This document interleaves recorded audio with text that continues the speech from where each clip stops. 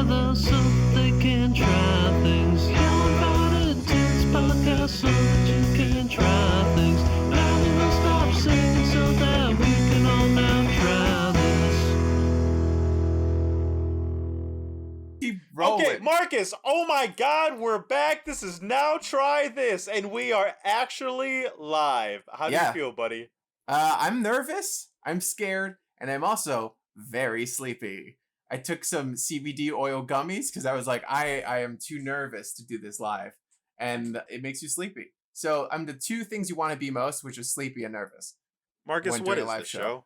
This show, Now Try This, is a podcast where two best friends, Nick and me, Marcus, get together to talk about our favorite things. Each week we go back and forth and give each other something to try. A piece of media, a video game, a lifestyle choice. Who knows? It could be anything. And then we get together here and talk about it. And guys, if you want to join the conversation on what we challenge each other to do, you can follow us at Now Try This Cast on everything, please. Oh my god, Marcus, I'm so excited to be back. I have been hankering for this show. Do you know why I've been hankering for the show? Because the pandemic has us all stuck inside and not able to see friends or family? No, because I feel your friendship slipping away. No, that's not why. Okay. Because I haven't been trying anything new. Nothing. Oh, that sucks. You've become complacent. I've only been watching the things and doing the things that I already know I would like, but there's no one there to break me out of my metaphorical trying box. And that's your job. I'm glad I'm here then, Nick, to help You're my box try breaker. good things instead of the bad things you give me. We alternate. It's bad thing, good thing. That's how the episodes work. You give me something, it's bad. I give you something, it's fantastic. Proven every time. Go back in the books. You're right. Drag Me to Hell is Sam Raimi's best film he has ever made. Go check it out. Listen for yourselves. Marcus, as we're talking here and getting everyone up to date on what the podcast says, what's your quintessential episode? What's the episode that's like, oh, that's the one you watch? That's for me, top tier. It's Die Hard because that is one of my favorite movies. It's a great movie, and I think it also made a great episode. That was a good episode. What about you? For me, I would encourage everyone to go listen to A Fault in Our Stars because why? Because you get to hear me have a slight panic attack. Speaking, I know you're not in that episode, but you can hear me having a small panic attack while speaking to the woman that you forced to sit in my basement to record the episode with me. Yes, that is true. Marcus, there's a new way for people to get at us. You want to talk about it? Okay, you can reach us at Facebook, on Instagram, on Twitter, and now we are also on Twitch, which we are live streaming on right now. If you want to check us out, go there. We're also on Spotify and iTunes and wherever else you listen to your podcasts. That's twitch.tv/Now Try This Cast every Thursday at 8 p.m. Come check us out live and join the conversation. Maybe influence what we say to each other. No, never. You're right. No, you're right. I'm influenceable, Nick. You're uninfluenceable? I'm influenceable. That's the proper verbiage. But on top of all the ways you guys can get into contact with us, we're doing something different this time around. We have launched a Patreon. Honestly, we just felt that the way that we got into contact with people was just a little disparaging. There was some people over here, some people there, so we created a community on Patreon where you guys can influence us on the podcast. So the hope is enough people join so you guys can give us things to try on there, and there's a nice succinct place to see them all.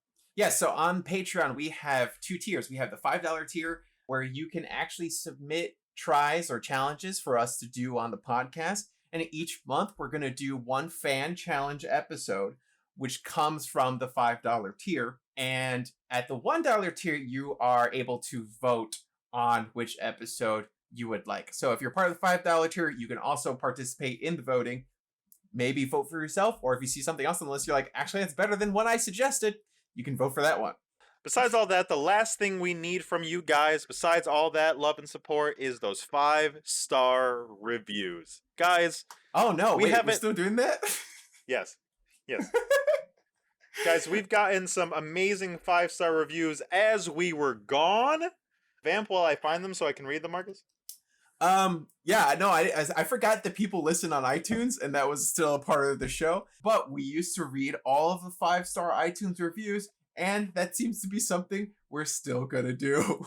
Just like Must Crit did in September and said, I also hate AMC. What really got me to finally give you a rating was that Marcus said AMC is the worst theater ever, and I wholeheartedly agree. Also, I love your podcast. I found this podcast a week ago from looking up Gilmore Girls reviews after watching it for the 5th time. The rest is history. Also, Now You See Me is a great movie. Must Crit, thank you so much. I think you're correct, and I appreciate that you reference all of my tries. That was a roller coaster of a review because honestly, I was with them when they were talking about AMC being terrible, and then they lost me when they said AMC was good. So Well, they maybe can take that review Creshwell, back. maybe Creshwell will bring you back, as they said, the cure to all my politics podcast. My podcast library was mindful of anxiety-inducing politics and news. Finding this pod has been a blessing. The hosts have amazing chemistry and are hilarious. I can relax, laugh, and relive some of my favorite guilty pleasures. I can't stop listening. Thank you, Creshwell. We appreciate the support. And if you guys want your reviews read here on the podcast, just go ahead and leave 5 stars on iTunes. Yeah, so if you guys want to be a perfect fan, you have to follow us everywhere. Donate to our Patreon and also leave 5-star reviews. That is the way we know that you are a true fan of ours and have worked so hard. And what we'll do is we'll continue to bring you quality episodes every week. But Marcus, What's up? without further ado, you've given me an illustrious gift. Do you realize what you've given me? No. The chance to give you the first challenge on our way back. Oh my god. Yeah, that's true. Why have I been honored like this? I ask myself every day. So the thing that I decided to give you after this long hiatus is something everyone's talking about. The Queen's Gambit. What did you know about the show before I give it to you? So I knew almost nothing about the show. I knew it had a woman that has gigantic eyes, and it was about chess.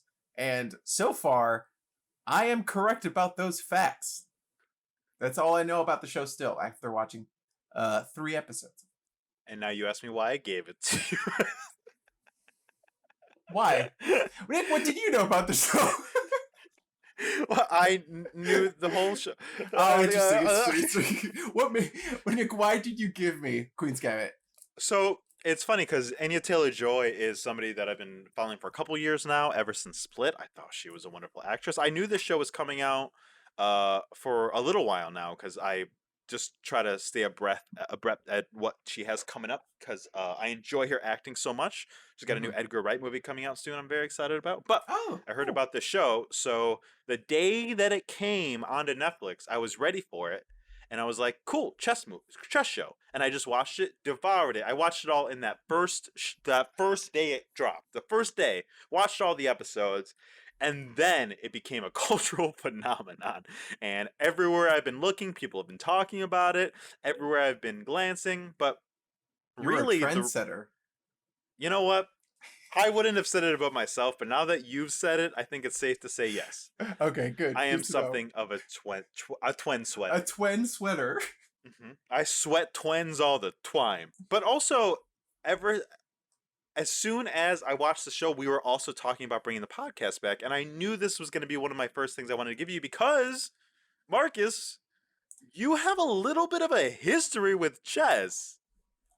I don't know what you're talking about. Don't play me like that. I have no idea what you're talking about. I have a history, like a sexual tension with chess. Because I will literally tell your story for you if you do this to me. Do I have a bit of a history with chess? I don't know what you're talking about at all. Stop it! You did not. What do you mean? Chess? I've never heard of the game before. The reason I'm freaking out for the audio listeners is Marcus just pulled out a 2-foot-tall king piece of chess, a king's piece, a chess piece, and put it on his desk to show us all. Okay, I will let you tell me where that came from. I will let you tell me your story. Please tell me your chess story. So I will tell you a part of it now, but I do definitely want to touch more on it once we get into the episode because there are some key chess moments that brought me back to my childhood in the I'm show. so excited. I grew up playing chess. I grew up in the Bronx, and they had the chess program for like inner city youth kind of thing. And so they came to our school and they taught us how to play chess, and they started like a little chess club. And we were able to go to tournaments. So we would go to schools all over New York to participate in the tournaments, which was really awesome. It was fun, cool experience for a little kid. And I got to participate in the national championships when I was in elementary school. And it was a lot of fun. I got to fly to Texas, which I had never been like outside of the state before. So it was a really cool experience. Yeah. It like helped me broaden my horizons and taught me how to like think about strategy and think about the world through like anticipating other people's actions. It was a really, really great and rewarding experience. And So what you're telling me so is to fond this of it. day, you are a chess pro. No, I'm not. I'm really say excited that. to get to that. No. I will clarify this and I will talk more about it later, but I haven't played chess much since being a child. It sounds like a sad story. And what would this podcast be without one of us telling a sad Oh, story? all the time. The true tagline of this podcast is like a weirdly intimate podcast between two strangers. That's it. But talking about the show, The Queen's Gambit. On top of everything we talked about, one reason I gave it to you is because I love the performance from Anya. I love the concise pacing of the show. I love the ability to make something that oftentimes can be seen as boring, as intense. And as a board game person, I mean, I've not been into chess as much as you. I like it a little bit, but the whole concept of playing a game and it's the most intense thing you have ever done in your life is something I'm very familiar with, because that is always how I play games. I think for better or worse, I think some friends would agree and some would disagree of whether it's a good thing. I play games like there are stakes. And that's how the show presents chess, and I love that so much. I feel like you're downplaying your history with chess a little bit. I feel like you were part of a chess club. You know, you like played a lot. I wasn't part of a chess club. In the Boys and Girls Club, they had like a couple little tournaments and I played in. And in high school, I went to the chess club like once or twice, but it was filled with losers and people I didn't want to associate myself with. So my game never got better. I never practiced. My game never got better. But besides playing that little bit in the Boys and Girls Club, and I remember very distinctly, my mom played with me twice. She bought me tons of chessboards, but she only would actually sit down and play with me twice because she always had a headache. Chess is a stressful game. And that's not why she had a headache. On headache. That's not why she had a headache. You having a headache is what you say to your child, saying, "Leave me alone." So it's funny because I always wanted to be I wanted someone to teach me how to play with me, but I never had something like you had. If I had that same thing in elementary school like you, I probably would have played at least as much as you, because I do very much enjoy the game. But I'm not very good at it because I just you gotta play it to know it, or have someone teach you, or be a childhood prodigy genius and learn in a basement like Elizabeth Harmon Marcus. The Queen's Gambit, based off of the novel by the same name, directed by Scott Frank. Walk me through your viewing experience. We'll start at the beginning, in the bathtub in Paris in 1967. Wow, that is so specific. I'm so glad you remember, because I remember bits and pieces. Yeah, so it starts off, she's in the bathtub, she wakes up, and I'm like, oh no, she's late. I hate late people. I already don't like her. So rude. Already, writing her off. Yeah, already done. I'm done with her. Ooh, our hero, you're late. No, thank you. Heroes aren't allowed to be late. Sorry. No. On time. Otherwise people die. That's so funny because I'm late all the time. Yeah, this was me passive aggressively telling you. No, so she, yeah, and then she's late to a chess match. She shows up and it looks super intense. And then it cuts to her having a flashback, I think, of her mom dying. And then we cut to her at the orphanage, because then she's dropped off at the orphanage, and then we meet the head of the orphanage, and then it goes, the whole first episode is pretty much her experience as a child. And it isn't until the second episode that we actually see Anya Taylor-Joy, like, acting. Yeah, I'm sure you thought halfway through this episode is like, there's no chess in this show. What is Nick made me watch? It's just a sad, depressing orphanage show. I'm sure that's what you were thinking. Honestly, it's not as sad as I thought it was gonna be. Mm. Like I felt like this is gonna be dark, but every time, like she goes into the basement, and I was like, I oh know no, I understand what you're saying. Yes, she's gonna please have continue. an awkward situation.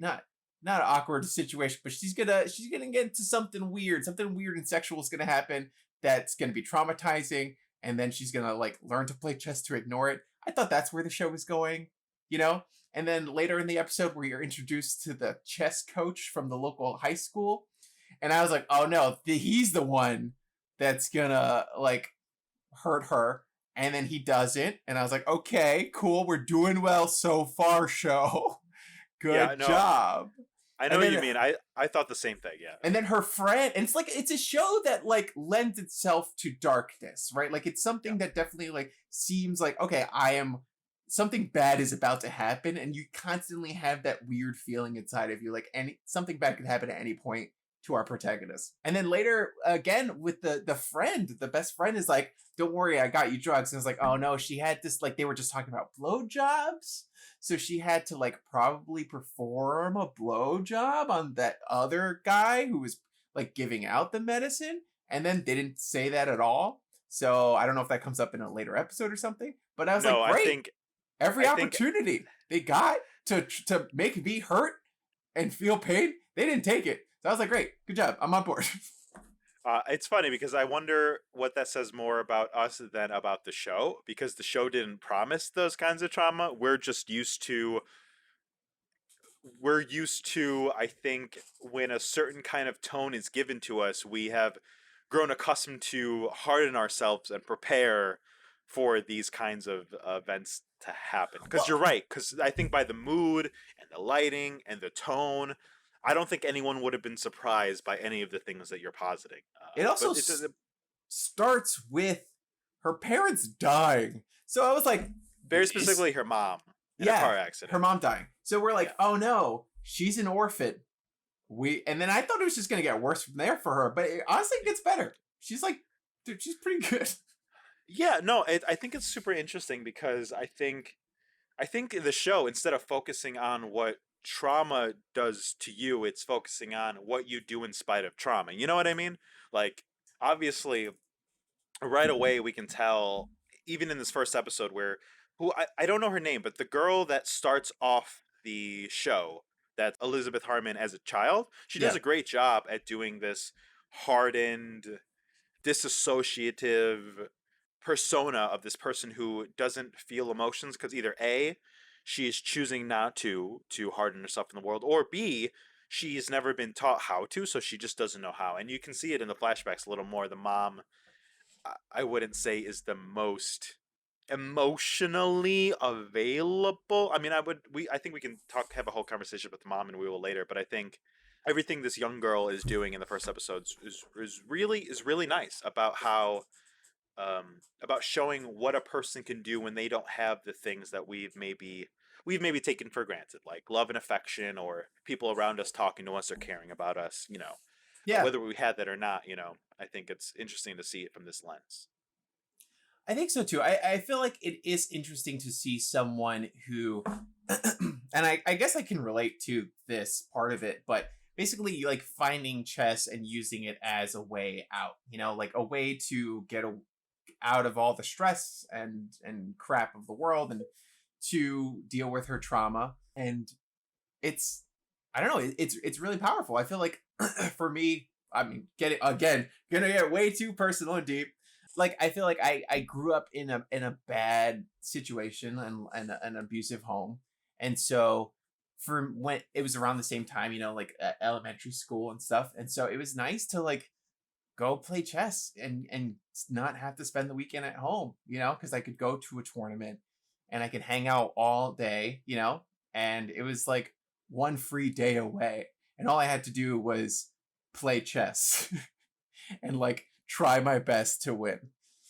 I Um, like to think that if this program had done something where if you kept winning, you could have kept staying, you would have been a grandmaster by now. You know what I mean? Like, Oh, 100%. If they were like, if you win, you get to sleep here, I'd be like, I'm gonna fucking destroy everyone. Sicilian defense. But it's funny. It's cool watching the show because as she's learning, it's sort of bringing back a lot of these like chess memories. I love And that. one interesting thing that we don't get into really until the second episode is that she's like struggling with money because she ends up being adopted in the second episode, and it's by a woman, and her husband, who's part of the family, leaves, and they're kind of worried about her going back to the orphanage because the husband left, so that doesn't look good. How is the mom gonna be able to support her when she doesn't work? Oh, spoilers for the first 3 episodes of the Queen's Gambit. Should have said that sooner. Oh, But we said it now. Here we are. They play chess. Continue. Sorry. So the mom is, at first, she's sort of like against the chess thing. She's like, why don't you like join a dancing club or something? And she stands her ground, and she like continues doing chess, and she proves herself, and she also proves that like it can be valuable to have this skill set. So in that, like, in her running into the first issue of like, I need money, I was like, oh, I remember that feeling, because like also didn't have money growing up. So it was like, I would go to chess tournaments, and you have all these kids from like better schools and better neighborhoods and all this stuff, and you're like trying to play against them. And like, I'm just doing my best, but like, I don't know any of the move names. I don't know any of the, like, I couldn't afford books to read up on chess or anything like that. I couldn't like really afford a chess set either. Before the time of the internet, so you couldn't just Google I it. couldn't just Google chess moves at the time. Wow. 'Cause we're Imagine old. if it was now, you know? Yeah, now you just fucking like Google the best chess moves and you just memorize all of them, and I'm sure it's much easier to get into it. That's what a lot of people are doing now, which is kind of awesome. I mean, again, we can talk about, like, I think later about the cultural impact the show has had once we kind of wrap it up. But it's crazy, I think. And I think what you're talking about really makes me think of very fondly that moment in the first episode when Elizabeth is sent down to the basement to clean the erasers, and there is an old man at a chessboard, and she's just like, "What are you doing?" And he's like, "It's chess isn't for girls," and leaves me alone, Mr. Scheibel. Yeah. But right away, the whole put up of the show of her watching him do that, play by himself in the basement and getting it like that, and then that was like, that one does this thing, that one does this thing, and he's like, sit down and play. And it's just like, it goes right into it. It's so movified, like it's so like perfect the way it kind of plays out. Mm-hmm. But I found it a strength of the show, right? Because there's this really sweet moment amongst all this gray toned orphanage. We're probably not getting adopted. All these kids are getting tranquilizers. Yeah. Fucking everything's awful. And there's an old man in the basement who plays chess with me. You know? I mean, even in the like set design and the lighting of the shot, like the chessboard is a literal light in the darkness of the basement, and it's nice that she's able to find something to look forward to and to pass the time and get her through her time in the orphanage. I think the only last real thing to even talk about in the first episode before we can move on is just the introduction of a big theme of, I think, the whole show, which is substance abuse, because they're giving these kids tranquilizers. And this is something they actually did in the 60s, or give kids these drugs. And then I was like, oh, these are bad. These are bad for kids. Oh, okay. Whoops. Let's just, out of nowhere, just stop doing it. Of course. Whoopsies. Yeah, of course. It's like, oh, we're just going to stop. We're not going to implement any programs at all to help these kids transition and get off the drugs. I felt her bad. She was like, why? Give it to me. Give me the drugs. But it was sad, and it was super honest and real.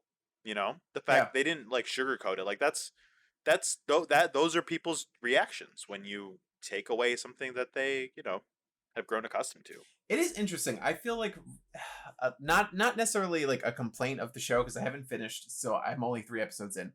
But I do feel like there are opportunities for it to sort of show the consequences of what's going on, and so far I haven't seen many. It's like, okay, she gets caught taking the drugs, but then she's not really punished for it, you know. Yeah, like She's behind the scenes, maybe she had to clean some stuff. Whatever. It's not a yeah, big. but like whatever. You know, Yeah. she's I feel like she's constantly like lashing out and not seeing any consequences yet. Yeah, no, I think that's actually a super valid and interesting point that I didn't notice off the boat as you're saying it. One, because I think I watched the whole show in a sitting, and I mean, not to spoil anything, but obviously there are some things that happen. But overall, I think the difference of this show as opposed to a show that I think is more about the drug, because this show isn't about the drugs, I think is seeing what it does to her as a person. And you can already see that, right? Like you can already see the way she's withdrawing even more from the people around her instead of going closer to them. The way she's retreating in that bubble, and she's like again disassociating herself from reality and people. And I think that's what the show's grappling with more. I think I think I would like it less if the show was like, oh man, when you do drugs, bad things happen. Because I know that and I get that. I think the interesting thing the show does is say, this is what drugs do to you as a person, you know? Mhm. Yeah, Which but I find really I do feel fascinating. like the bad things happening is also part of what happens to you as a person. You know, I mean, Yeah, I mean, honestly, bad things happen, you know, yeah, but it is. but not even as bad as you would think, you know. That's true. But I feel like it's a part of, I don't know. For me, it is kind of like a point taken away from the show. Like I don't need the whole show to be about drug addiction in to the extent of it, maybe you're thinking, but like I would like more, and I'm only in episode 3, so maybe there is some more to come, and maybe I'll be satisfied. Who knows? Yeah. Yeah, who knows? I don't want to say one way or the other. I- You'll have to update us later. Though this is a little sneak peek of whether or not Marcus is going to finish the series. But let's go. Let's kind of move on to the second episode where we Wait, finally get there Anya. is more in the first episode. Hold on. Oh, is there? Sorry. Just Did that's you when want to she talk meets about the how she kids. learned the cocksucker? Yes, I How mean, she learned what a obviously. cocksucker That's was? important. Right. It's also Mhm. about her coming into her womanhood and growing as a person, and how there aren't the same resources available to those who are disenfranchised. I feel like that's kind of important. Honestly, I love that scene because she's like, "What's a cocksucker?" And Jolene's like, "Oh, it's when you blah blah blah." And then she's like, "Have you done it?" And she's like, "Not yet." And then Elizabeth is like, "Don't they pee from there?" And she's like, "I assume they wipe it clean." And that's a whole conversation of whether or not that's the case. Do you wipe it clean? Marcus, I do I do wipe it clean. Good. That's what I wanted to learn. But here's the thing. Here's the thing. I'm a little anal and I do literally wipe it clean. I don't do a shake method. I wipe myself clean. Some people just shake. And I don't think that's enough. I don't think that's fair to Oh, that's fair. the world, to Interesting. your underwear. Interesting. I'm glad that you look out for your underwear like that, Nick. You know, someone's got to. And that brings us to our sponsor, MeUndies. I'm just kidding. What a great segue that would be, don't give though. free product placement, Nick. Sorry. God, you gotta learn. It was a perfect segue. But yeah, no, you're right. She goes to the high school to play the high school kids. What a great Yeah. what a great So thing. the chess coach brings her to high school, and I was like, I mean, like I said before, I was like, oh no, something bad's gonna happen. But she goes to the high school and she kicks all the high school boys' asses in chess all at the same time, and it's awesome. No, I loved it. I love the way they shot it, the way she didn't quite even know how it all worked. You know, they assume since she's so good at chess, she like understands things, and she's like, "Why isn't everybody going?" It's like, "Well, you have to start the game first." And it's like, And the way she sits down with Mr. Scheibel with eating the chocolate as like her reward and talking about how much they all suck. What a great thing! And Mr. Scheibel just looking at the kid like, "Jesus Christ, I don't know." It's crazy. I like her progression of confidence, and I feel like I'm happy that I watched the first 3 episodes, and it ends with her losing a match, because I do like, I don't think every story needs the protagonist to be an underdog necessarily, but there does need to be some room to grow. I think the show does do a good job of making her a prodigy, but But the show does a good job chess is of that, also about time. Yeah. You know, Because I feel like there's I don't only know, so much you can know. there are some parallels between this and like a shonen anime a little bit, where like the intensity. Oh my god, of the you're chess so match right. is it matches like the dramatic tension that is in Yu-Gi-Oh or any other anime that's about like card games or something. That's so right. Did you what was the name of the one about Go? Hikiro no Go. Akira no Go. I love that one. Come on, It's you almost the fucking, same. how dare you? We are on Twitch What? in front of at least one person. How dare you? I brought it up. What? So what? That I didn't remember the Do you name see this of Akira anime no Go. shrine I have? Do you see this anime tattoo? I only got one anime thing. I only got Sailor Mercury down here hanging out. That's all I What got. if you have the fucking huge ass your name poster behind you? Oh. I have forgot one about the anime giant thing. anime thing behind me. You're right. I forgot. But then we finally get Anya Taylor-Joy, who is such a joy. Were you familiar with her before this? Good pun. Good joke. Love it. 10 out of 10. Oh, good. Someone in the chat also acknowledged the poster thing. I know, Good. I saw. I think she has big eyes and an even bigger heart. She's great. I don't know. I don't know anything about her. I don't think I've seen her anything other than Split, which I kind of No. really like. You saw one thing with her that we both very much did not like, and we saw in theaters together with your brother, and I fell asleep. Oh, which? Oh, I also saw Emma. Yes. Oh, you saw Emma? I saw Emma, which had her in it. That's honestly, I would have never pegged you for someone who had sat down and watched a film like that. That seems like something I would do, and I did do it, and I loved Emma. Nick, I am cultured. Okay. I'm sorry. Are you a huge Jane Austen fan, and I had no idea? Jane Austen and me are like this. And for those listening at home, I am crossing my fingers. You didn't need to explain that one. Close relationship. You didn't need to explain that one. Did I not, or did I have to, Nick? Oh, jeez. Well, what'd you think of Emma? She was great. Oh, Emma, the movie, it was fun. I liked it. Was that your choice for movie night? Or no, it was not. Darren picked it, I think. Okay, great. I figured. I didn't want to call you out, but that. Listen, I saw that you're not cultured, and it's not like you don't watch rom-coms and Jane Austen kind of things yourself. But I did have to make you watch The Notebook for this podcast, so it wasn't expected. So you've seen The Witch, you've seen Split, you've seen Emma. That's as much as I've seen. I don't think she left an impact on me in any of those. I wasn't like, I need to see more content with her. But I do like her. I like her a lot in Queen's Gambit. I think she has a good energy to her. I feel like her personality fits the character really well. Well, great. I think Anya Taylor is amazing. Oh, I'm sorry. Okay, what did you think of Anya Taylor-Joy? Do you find her to be a joy? You can't hold on. You can't just take my joke and say it again. That's not how this works. I don't know what you're talking about. It's my original joke. With your no. You're a filthy thief. You're a filthy thief. I don't know. Come in with your own shit or get off my back. Nope. I wrote that joke. Am I allowed to curse on Twitch? I don't know. We'll see what happens. I think I can, but I just can't show my feet, right? Yeah, don't show your feet. Anyway, we finally get Anya Taylor-Joy in the show proper, and I think she slays it right away.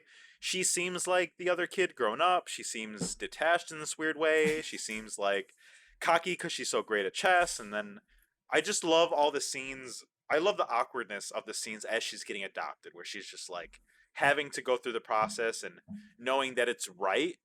Like she needs to get out of the orphanage, but she doesn't actually like care.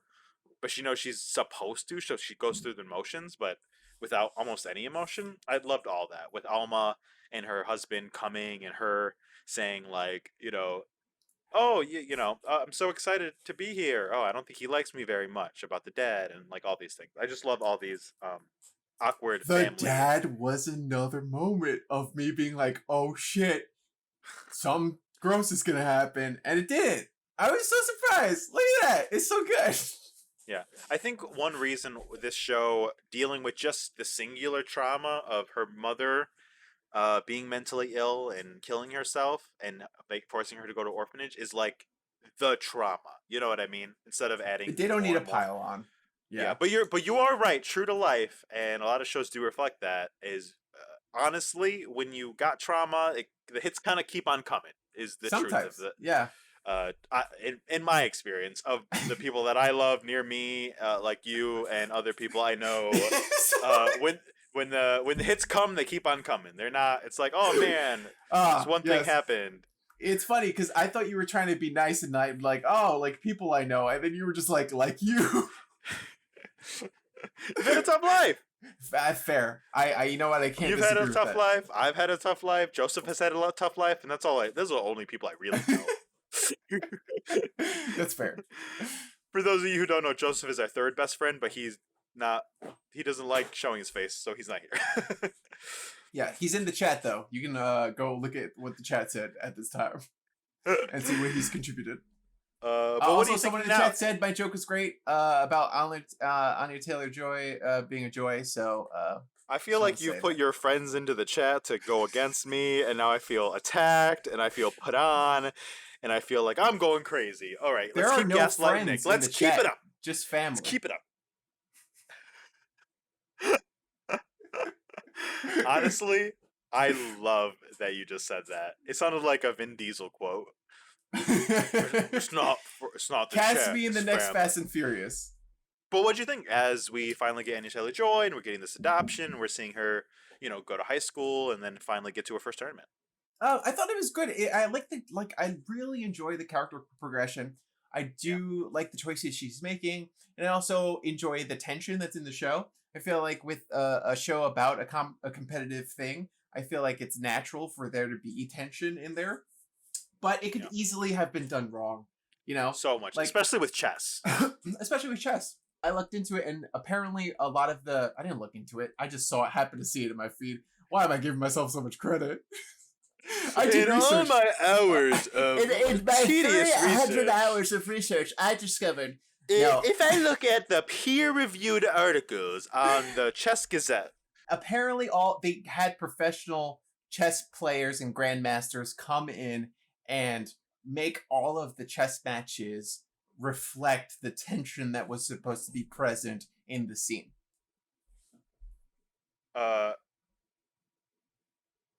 I paused because I had the names of those people, and now I can't find where they are. I had it. Oh, yes. Oh, my man. 1,000 hours of research trumps your actual God research. Damn it.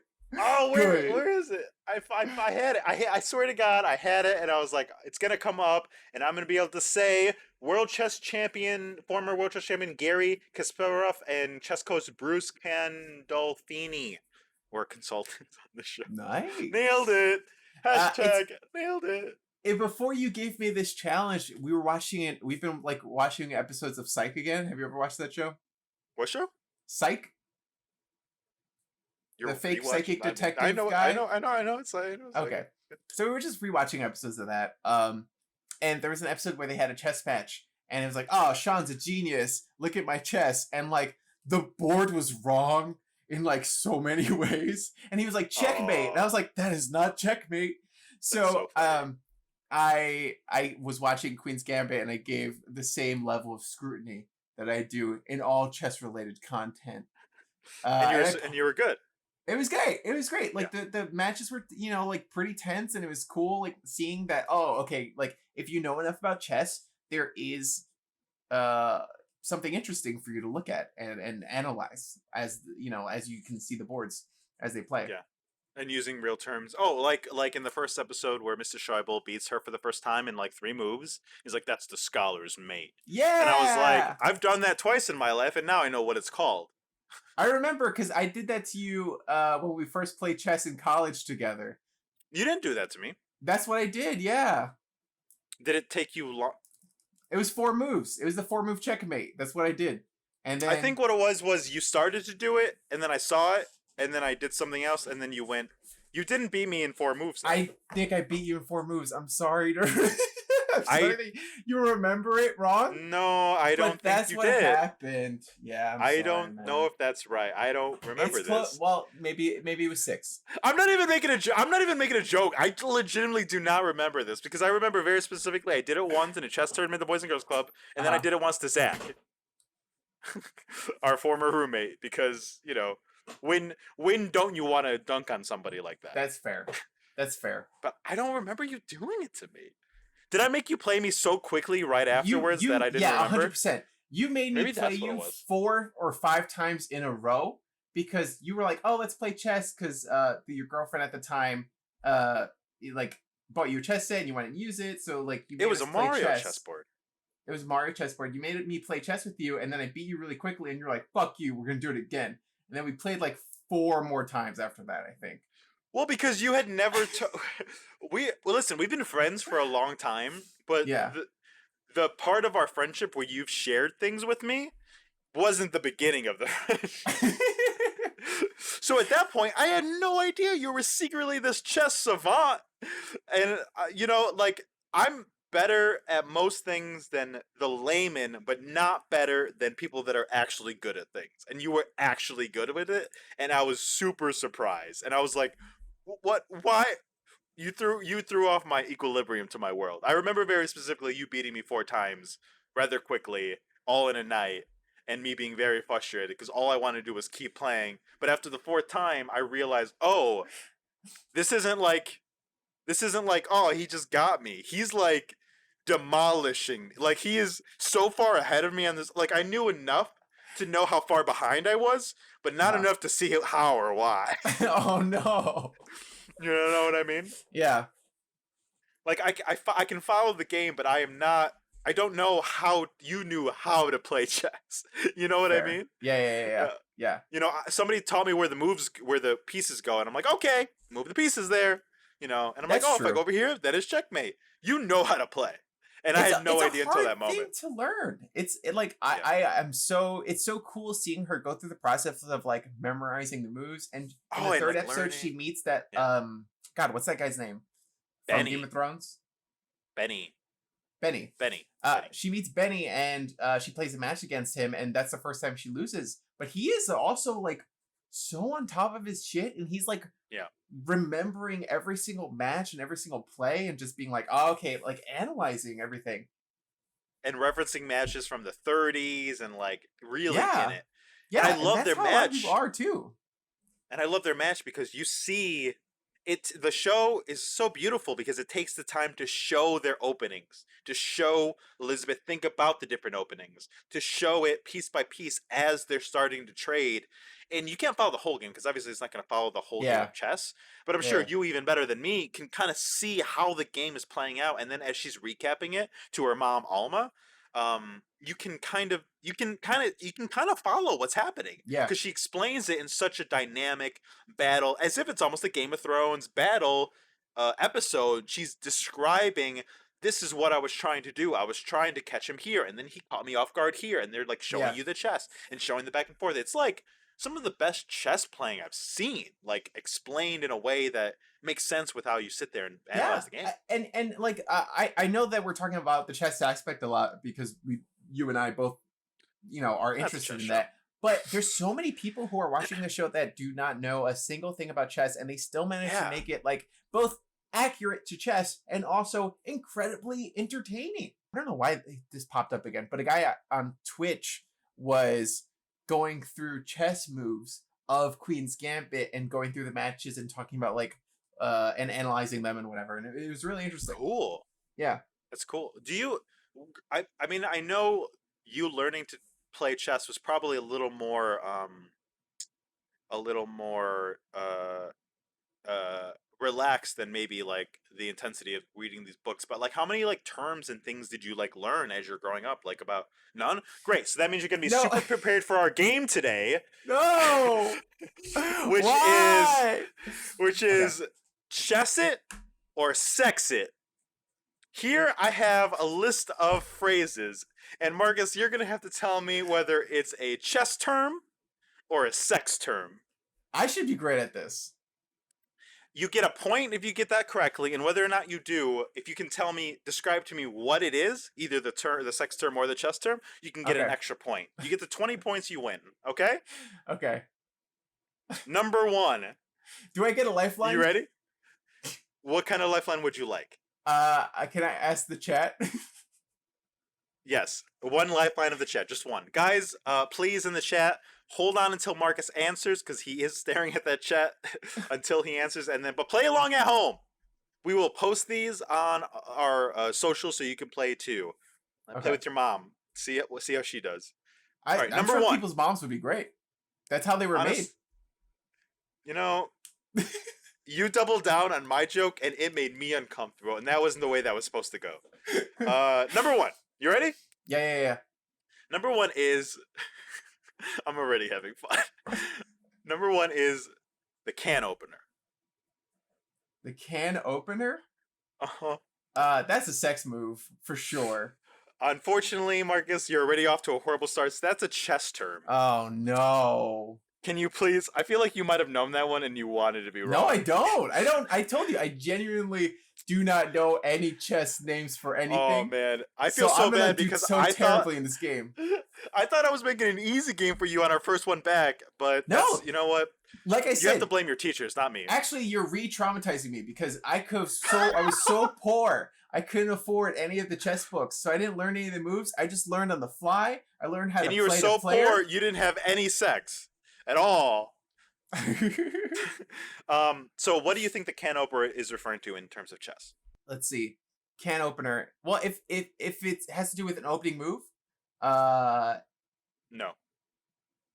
It doesn't have to do with an opening move? Maybe. Oh, no. Yeah, it is. I don't know. I don't understand chess. I'm just reading. It didn't say it didn't say it said attack in the first 4 words. It didn't say opening, but I think you're right. It's an opening. Is it an opening attack involving the knight and bishop?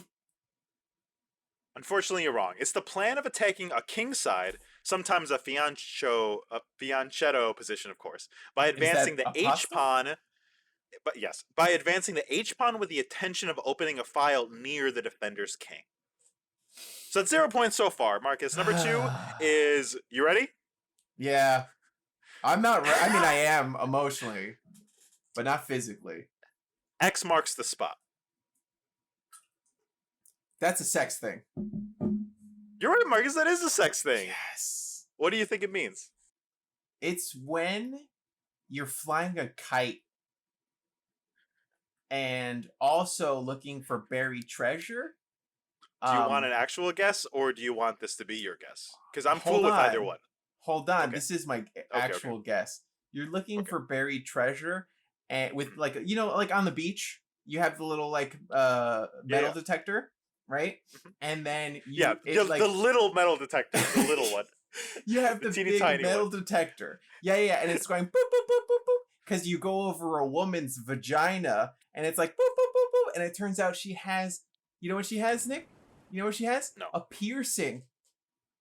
Wow. A piercing because the metal detector picked up the piercing, and then you find the vagina, and then because you found it without looking at it, you get to have sex with her.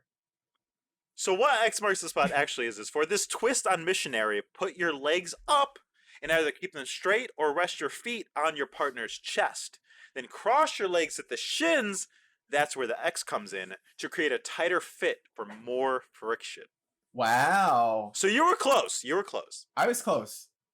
It involved sex. Yeah. Clock move. Clock move? Yeah. I want to say sex so badly because it sounds like chess. So part of me is like, sex. Is that your final answer? Yeah, you know what? Let's go sex all the way. Great. It's a chess term. Do you want to guess what it means? Oh, can I guess what sex move it is? Hold on, I can show you. This is what's it called? Marcus, I have a lot of questions. Let me show you the sex move. For no, the fans. You can't show me. You can't show me. We're a podcast. You can't use no visual jokes. One, please. Okay, you get this one, but you can't do it again. Okay, go ahead. I'm ready. I'm ready. You just do it. I'll describe. So Marcus is. This is 3 o'clock. It's time for sex. Marcus, No? you can't show your feet on the street. Oh, sorry. Sorry, guys. It's in a game played clock move. A move is considered completed only after the clock is pressed. Okay, got it. Yeah, which I feel like you kind of know. But all right, you want to know here? You ready for I the don't next know one? the names for anything. Yeah, go ahead. Go ahead. A country move. Oh my god. I don't want to say chess because I feel like you put the two moves to trick me. I'm gonna say I'll say chess. Why not? It is a chess move. You got another point, Oh, good. Marcus. Okay. Do you know what it refers to? It's when you castle on the queen's side. No, it's actually a disparaging term for a move considered unsophisticated, especially an unnecessary single-step advance of the rook's pawn in the opening. Ugh, duh. The term was popular in London in the late 19th century. Oh, interesting. Yeah. All right, you ready for the next one? Yeah. I'm liking this Desperado. game. Desperado. Look, that's a sex thing, regardless of whether your little quiz says it's a sex thing or not. Okay, that's a sex thing for sure. But also, kind of a sexy chess thing. It would be cool if it was. I'm voting what I want this to be. And I want this to be a chess move. So I'm going to say chess move. Are you sure? Yeah. Good for sticking to your guns, because you're right, it is a chess thing. Do you know what it means? Yes. Desperado. It's when you take a piece out of desperation, even though it's when you know you're gonna lose, but you continue playing anyway. I'm gonna give you the point, even though you're a little off. You're kind of close. It's when a piece seems to be determined to give itself up, typically to bring out a stalemate or perpetual check. So you're not that far off. Okay. So that's 4 points so far. Next is the flat iron. That's a sex thing. It is? You sound like you're knowledgeable. Can you Yeah. tell me what it is? Oh yeah, it's when you're ironing your clothes in the morning. And you get the ironing board out. Sorry. Not in America. In England, what is it? Oh, in England, what is it? Yeah. It's when you're ironing your crisps in the morning, and so what? You're looking real good because you're just in your underwear, and you're like, ah, man. And then your partner comes up and is like, I want to have sex with you, and you're like, ah, but my clothes are all over the bed. Where are we gonna have sex? On the ironing board. You're close. And also, I just want to point out, my favorite thing is, guys, the people in the chat are playing the game now. If you come and follow us every Thursday at 8, twitch.tv/nowtrythiscast, you can be a part of this fun too. But unfortunately for you, the flat iron is here. One partner enters the other from behind, as in doggy style, but instead of kneeling, the receiving partner should just lie on their stomach with their legs straight back behind them. See, this creates a tight fit that feels amazing for everyone involved. This came from a glamour.com article. Like sex? Well, like chess, I don't know any of the moves of sex either. Well, I'm sure. Never mind. I was gonna say, I'm sure you've done that. You just didn't know it's called. Oh, 100%. I don't want to call you out. I've done that. No, I just don't know the name. I don't need to. I don't need to boost your ego and let everyone know. Marcus has had sex. Sorry, guys. This is too much for Twitch. Too hot for Twitch. Next up is waterfall. I want that to be a sex thing. That sounds great. That's a sex thing for sure. Is that your answer? It's a sex thing? thing? Yeah, 100% is a sex thing. That's the right answer. Can you tell me what it is? It's when you stand at the bottom of a hill and a bunch of men and women and other people just like pee on you. And it feels like a waterfall. You have to get a lot of people to participate though. This is a twist on the classic girl on top we all know and love, but this version, however, leaves you totally in control. So your partner should lie down on the bed, but then scoot backwards so their upper body is draped over the bed and onto the floor at an angle. And once your partner is set, straddle and ride them while they enjoy the view from below. That's presumptuous of the article to assume that we all love Girl on Top. Some people get tired. You're very classically opposed to the woman doing any work at all. You are a giver, not a taker. I can't tell if you're being facetious or not. But No, let's no, no. continue with the quiz. Next up is the family fork. Oh no, that's a chess thing, because if it's a sex thing, that's gross. Cosmo's gross. Okay, chess thing. Final answer. I never said clap. It was glamour, not Cosmo. But that is glamour. a chess thing. It is a chess Thank thing. you. Do you know can you imagine what it is? It's when you lose in a chess match and in a tournament, and you get all your friends together to beat up the person that you lost against. See, that's pretty close, but I'm not going to give you the point this time. See, it's when a knight fork that simultaneously attacks the enemy king, giving check, queen, and possibly other pieces, also known as a family check. Oh, that I did like to do that to people, because in the beginning I would like, okay, if I can get my knight there, I can check the knight and also take the rook. But you have to keep the knight protected. It's easy that people throw their pawns in front of it. It's hard to do sometimes, but against the right person, you can do it, and you get a free rook. Well, this next one is called the finger feller. I'll say it again. The finger feller. I need that to not be a sex thing so badly. So I'm gonna say chess. It is a chess thing. Yes, good. It's a German word. Do you know what it means? It's when you're playing chess and you start to finger your opponent. Is it both a chess and a sex thing? You know, if I came even more prepared, I would have found one or two that were both, but I couldn't find enough overlap. I couldn't. Okay, let me give you an actual guess. Okay. It's something to now we're concerned about points. It's something to do with the pawns, and when you have them lined up in a certain way. Okay, I have no idea. It's from German finger mistake, an error caused by unthinkingly touching the wrong piece or releasing a piece on the wrong square, forcing the player to move that rule in accordance with the touch move rule.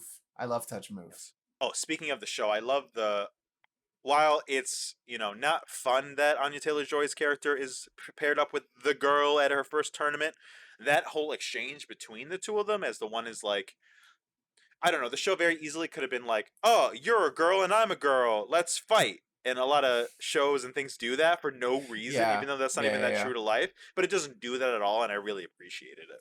Yeah, no, I really like the character that was also there. I'm so happy that she had someone there to do, and shows that she's also not like while she is a prodigy, she's not alone in her hardships. There are other people struggling to make it in the chess world. The next is the Greek gift. That sounds like an overconfident Greek Chad came up with that and was like, "It is me. I am the Greek gift." I'm gonna say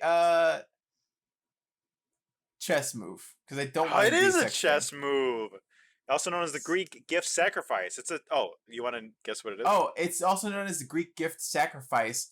It's sort of a play on the Trojan horse, where you present a piece up for taking, and then you're like, actually, haha, I wanted you to force take this piece, force you to take this piece, and then I take you.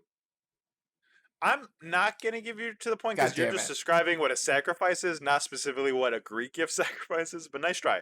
It's a typical sacrifice, though, of a bishop by white playing b to h7, or by black playing b to h2 against a castle king to initiate a mating attack. That sounds like I got it right. Okay, next Let's start a Twitch poll. No. Did I get that one right? Absolutely not. Nope. Okay. Nope, you just don't get the point. Fine, next whatever. is the Indian defense. That's a chess thing. It is? Can you tell me what it means? No, I know that one, because they taught us that one. That was the one they were like, this is the Indian defense. And I was like, I'm not going to remember that. And is that the one where you make like a little square to the right of all your pieces and like protect your king inside of it? I had no idea. If it is, it's the only one that I ever learned as well. Okay. A kid showed up in high school. He's like, "Look at this," and I was like, "Oh, that's cool." You know what? Here's my guess for what the Indian defense is. Is it the one that you put like all your pieces by the king and make a little square? It's an opening that begins 1 to d4 and f6, usually used to describe the queen's pawn's defenses involving the fianchetto of one or both black bishops, and it is now used to describe all black defenses after 1 to d4 and f6 that do not transpose into the queen's gambit. Cool. Is that the final question? Did you end on one related to the Queen's Gambit? No, that would have been smarter. These are mostly in alphabetical order because I pulled them off the list alphabetically. Got it. Also, thank you, Sharky, for following us. Glad Sharky. we can get that. Sharky, maybe you can help Marcus out with this one. Marcus, what about the Roy Lopez? Okay, how many do I have left? Because I have a lifeline and I want to use it. 10. I have 10 questions left? Yeah, you're making a lot more jokes than I thought you would. I thought this would be faster. Okay, let's say maybe I have two of the most interesting ones left. I'll stop when I'm ready. Pick a number. Okay. It's my game. I'll stop when I'm ready. Let me know because I want to use my point when we get closer to the end. I want to use my lifeline. I will. The Roy Lopez. Okay. That's a sex move. Invented by Roy Lopez. Unfortunately, it's a chess move. Probably also invented by Roy. Okay, you're telling me that guy who invented the Roy Lopez didn't go home and bang some chick and was like, this is the Roy Lopez also. His sex move. You know what? It's also called the Spanish opening or Spanish game. So I'm going to give you the point. Yes. Fuck yeah. The cross. Okay. That's a sex move. Unfortunately. Oh, no, wait. You're right. It is. Yeah. Screwed me up for a second. Do you know what it is? It's a sex move where you make a cross with the two people make a cross. No, that was X marks the spot. This is when you lie on your stomach with your head near the pillows and feet at the end of the bed and have the penetrating partner lie on their stomach perpendicular to your body and enter you from behind. Wait, what? That's when two people make a cross. Come on. That's a point. No. Well, how else am I supposed to describe that? That's so... Okay, it's fine. I won't fight you on this. I want to keep moving. The filator position. Okay, I'm going to use my lifeline for this one. Okay. Okay, chat. Is this a sex move? Or is this a chess move? Filador position. We got someone saying sex. So, that's the first one I saw. While we're waiting for the responses, Marcus, can I ask you, how many points do you think you have so far? I have sex points. You have 13. You're doing rather well. How do I have 13 points? That's crazy. Thank you. Everyone's saying sex. Yeah, I don't know. I feel like maybe I was too generous with one or two things. That seems like a lot because I'm only at 14. Question 14. Everyone's saying sex, so I'm going to go sex. Okay, unfortunately, it's a chess term. You guys failed me. How dare you? Please, unfollow now. Thank you. Get out. If you're not useful during a game, get the hell out of here, okay? Okay, well, thank you for the suggestions. I appreciate it. You know what? We'll forego you guessing what they are to get this to be faster. And this it's an important chess endgame. What about the trebuchet? That's a chess move. That is a chess move. Do you know what it means?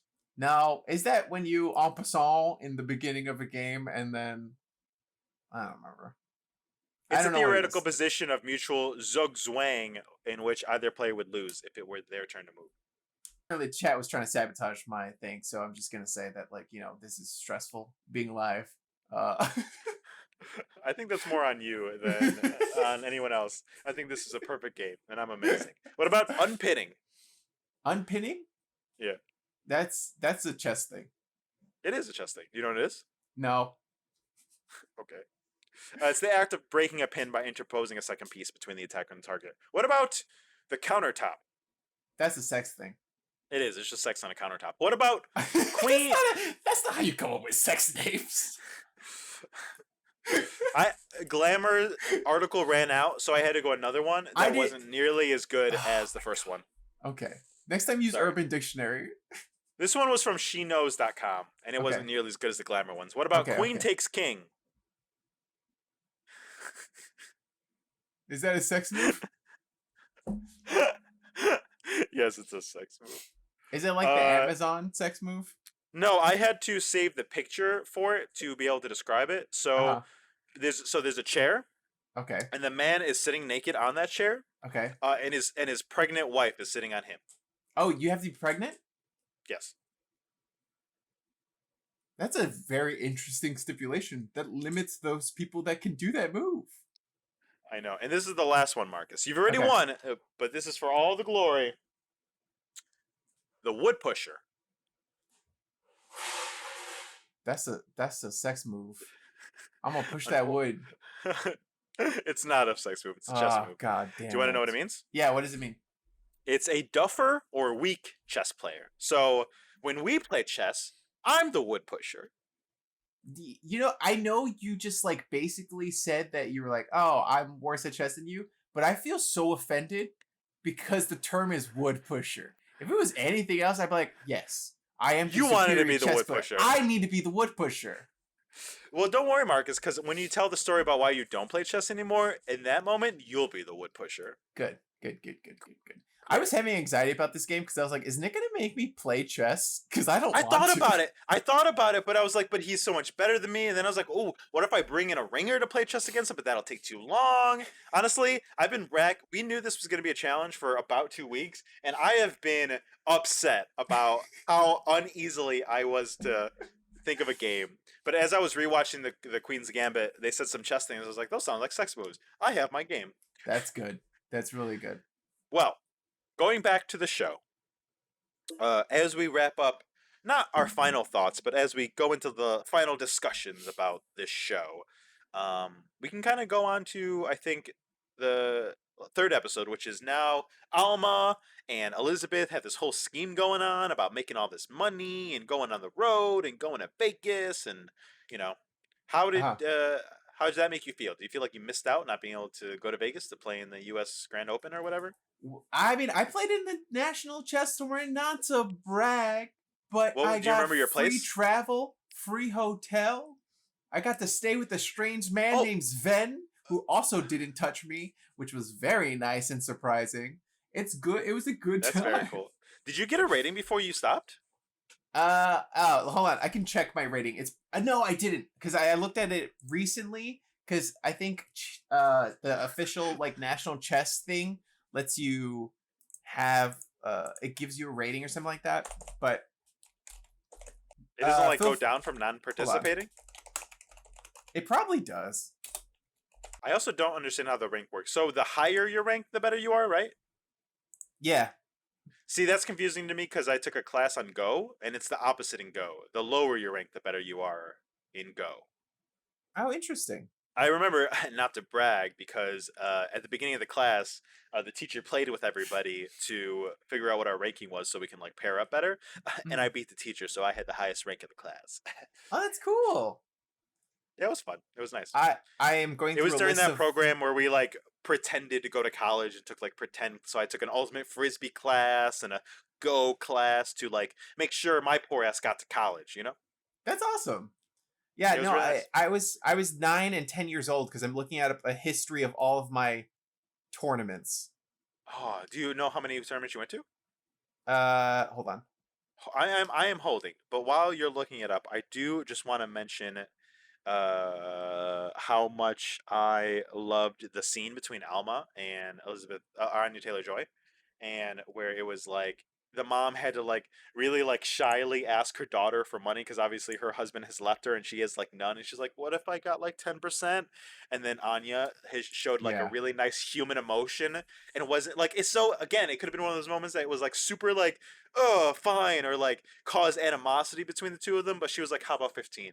Because Alma's the first person to like give a shit about her besides maybe Mr. Scheibel, Yeah. and maybe Jolene, and it was like those like small tender moments are all I need to get through like a sad show. Like as long as those little things come through, I'm always like, okay, I am ramped up and ready for the next trauma. Yeah, no, I feel like I feel the same way.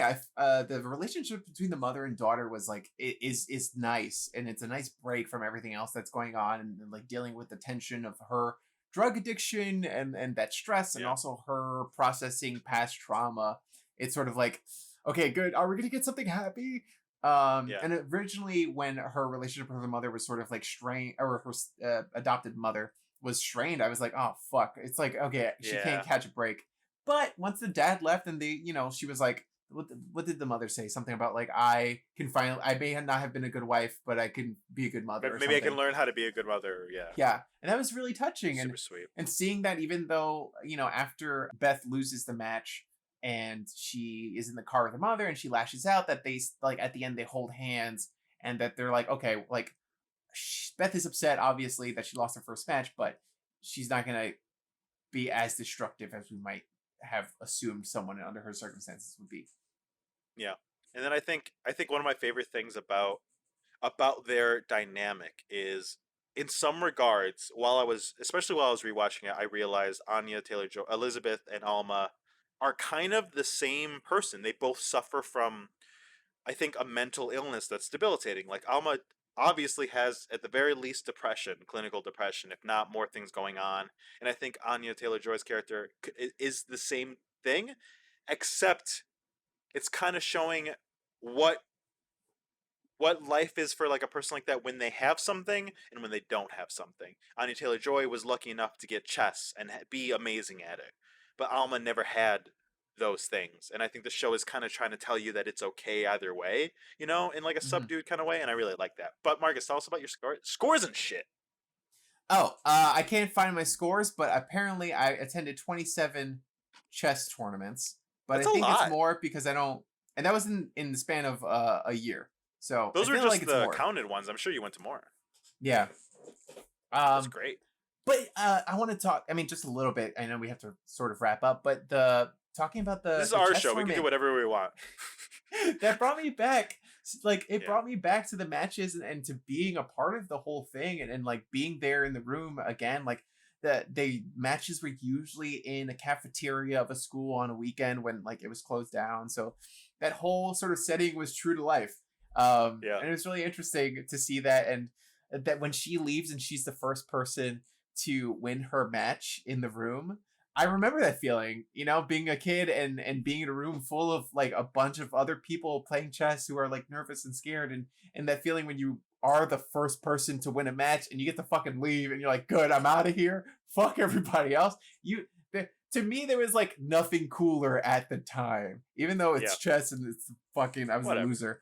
Um, Did you also, not to be a downer, but did you also have to go to tournaments by yourself, like Beth did at the beginning here? yeah, no, I went to tournaments by myself all the time. Like, my mom came to one, I think. Super sad. But I don't know, it was nice. Like I went. My mom came to one because we were late to the bus that was gonna take us to the tournament, and she felt bad because it was her fault. So she drove me all the way to Connecticut for the chess tournament, which is nice. But I think it's funny because at the end of this episode, so I think it's fitting to talk about, she, like you were saying before, suffers her first real loss, like devastating loss. She thought she had it, and she even explains that if she wasn't so aggressive because she wanted to win so bad, she could have drawed and she would have been champion of the tournament because he had already had 2 draws, right? Yeah. But she wanted to win, so that's why she lost. And her whole world is like crashing down in that moment. And like you haven't gotten to the next episode, but it's obvious from this moment it's a career defining loss. And one of the reasons that it happened was because Benny was able to get in her head. You know, Benny obviously doesn't just play the game on the board; he plays the game outside the board, and that's like a Yeah. running theme throughout Benny's character. But in spite of that, Beth, obviously there's more episodes of the show. Beth continues to play in tournaments. I think partly because she has to, because she has nothing else. But what I stopped you from playing, Marcus? I just kind of grew out of it. Like I feel like I made it to, because I played mostly in elementary school and then a little bit in middle school, and then I was just, I don't know. It got not boring, but it just got harder to be a part of, and Yeah. things were stressful. So I just left it entirely. Life But gets in it's the way. cool. I got a lot of trophies from it. It was a good experience. I definitely like when I have a kid, I want them to learn how to play chess, and I want it to be a part of their life too. Oh, I could see you playing chess with the little one. That seems so cute. I'm excited. It's gonna be Oh, great. No, no, I no. was Go gonna ahead. ask if there's a story behind the giant king piece that's next to you. Oh no, there's not a story. I do love chess, and it is known. No, my mom just bought it for me. She saw it at like a thrift store and was like, "Oh, you like chess? Here you go." And I was like, "Fuck yeah!" And now it's just in my home. Love I that. figured it would be a good prop. Well, Marcus, is there any other major beats of the show you'd like to talk about or hit or? No, I mean honestly, the show like was fun. It's an enjoyable show. I do think that part of me, I guess maybe in a morbid way, wants it to be a little bit more sad. Um, Sure. but there's room to get there. I feel like they're gonna have to deal with her trauma over her mom's like death and mental illness, which will be really interesting. Um, but other than that, I really am enjoying it. It feels like an anime to me. It feels like the tension and fun of like a Totally. game and making it and hyping up all of the like drama around it is fun. Before I ask you the final questions of the segment that we do every time, I do need to bring up because I just remembered. I don't because I just need you to tell me because I don't quite understand what is happening with the character of Town. We meet Which one's Town town? at the first tournament, and he's this cute boy who pays attention to Beth. And then they play and she beats him. And then he shows back up in the third episode and he's like, "You want to come to my room and play chess and I'll take some pictures of you for a magazine?" And then Oh another yeah, and then a guy man shows up in his like shows up. booty shorts. Yeah. And then I don't understand. I don't. Who's Roger? You saw Like the who? whole episode. You saw the whole show? Does more happen, or that's it? No, that's it. I know exactly. You feel like, oh, this is gonna be a recurring thing, I and thought they're it was gonna gonna be like a whole have an thing. affair, or like, Yeah, I thought it was gonna be a no, whole thing, and we're gonna get to see like what happens next and how their like relationship develops. and get Roger's back. I want Roger's backstory. I know. I wanted to prepare you for the burn. Now that is all we get, and I'm confused That by it. sucks. And it's one of the only things I was like, I know what you're trying to Yeah, do, but I need you to just tell me. I yeah. need you to just say what's going on and let me feel a way about it. It's like, am I supposed to be upset about the misunderstanding and about how Beth got in her head because it was misunderstanding? Am I supposed to be mad at Town because he's in a relationship and flirting with Elizabeth? Is he in an open relationship and Elizabeth can't handle that because she hasn't had a relationship yet? I don't know which of these things it is, Yeah. and it makes me mad. And it's more upset. Like I thought we were gonna get an answer to it, so I was like, you know what, maybe like later they'll address it. But if they never address it, that is actually a huge flaw of the show to present this like Totally. thing and then just never Because he's dive super into it cute at and all. super charming, and they have great chemistry, and you're like, oh. He's also the first person that she like met in a chess tournament and kind of like was interested in, and then it's just kind of gone. And first boy that made her hot and bothered, Yeah, especially if they're in the same kind of like world and they're going to be seeing Yeah. each other, it'd be very easy to just have him there and explain. Yeah, I don't know. Is that strange? That's weird. Do we see Nothing him again? can be perfect. He shows back up, but it's not. That's the moment, and then that's it. He just shows up. It's like, nice to see you again, and oh my god, you've made it, and blah blah blah. Yeah, Blah, blah, blah. I guess we just assume he's gay, but I was like, does he want her as a beard? Like, what is? I don't know. It was Yeah, it was something I that thought definitely that was same, like, but there's hey, more. they were like, hey, we're gonna tease more, and there was nothing. The fact that there's nothing now is upsetting me, but it's fine. I agree. I guess. So, Marcus, did you like the show? I did. Yeah, I like the show. Yes. Question 2. Okay. Would you recommend the show? I would recommend the show. Yeah, if you haven't checked out Queen's Gambit, go check it out. It's a great watch. And number 3, Marcus. Yes. To get all 3 on my part, see if I won the first challenge. Are you going to continue watching the show? Yeah, I'm definitely gonna finish the series. What? I got to make sure to give you something really bad next week, so Yeah. So you don't feel so bad. that way I have a chance. Yeah. Um, But that's the end of the show. I mean, well, it's not. Hold on, there's more. I have to give you your challenge. There is that part of the whole episode and the whole podcast. This part always gives me anxiety. I thought maybe we could just avoid it. No, you can't. I've given you enough stinkers in the past where, I still feel like you need to, like, catch up, Yeah.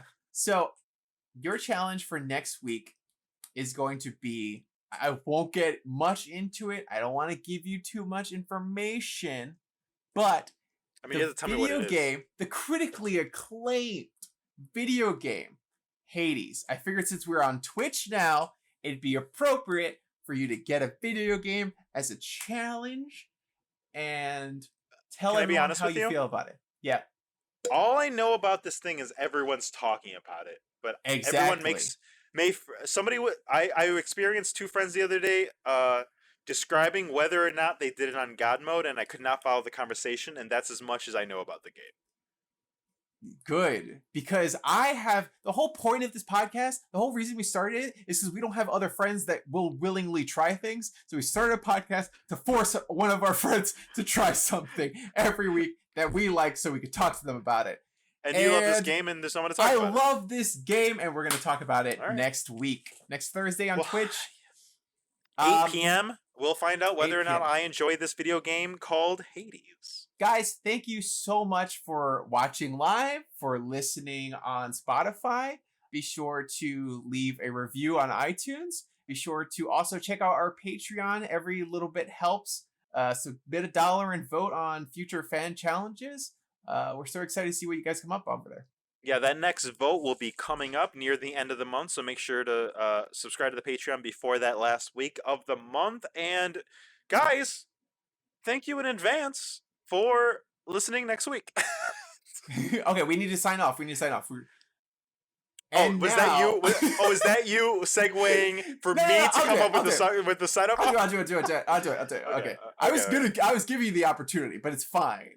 I wasn't prepared. It's fine. I got this. Guys, thank you so much for watching. Now go out there and try some things. Good night. That was good. Okay, I'm gonna stop. That was really good. Keep that. Keep that. That's really good. Friends get together so they can try things. How about it? It's podcast so that you can try things. Now we will stop singing so that we can all now try this. We posted our first TikTok, and Marcus, it's gotten 5 views. So 5 views? No. Oh I don't know how many views. I meant 5 5 likes. 5 likes. Not even just 5 views. That means 5 people saw it and liked it. How many views has it gotten? Marcus, I haven't opened the app. My phone gives me notifications. Hey, someone liked your video. And then you bring out a piece of paper and a pen and tally those likes individually. No, you're thinking too small. You got to picture my wall with the magic marker, and there's 5 big slashes Okay. Got right it. across the wall.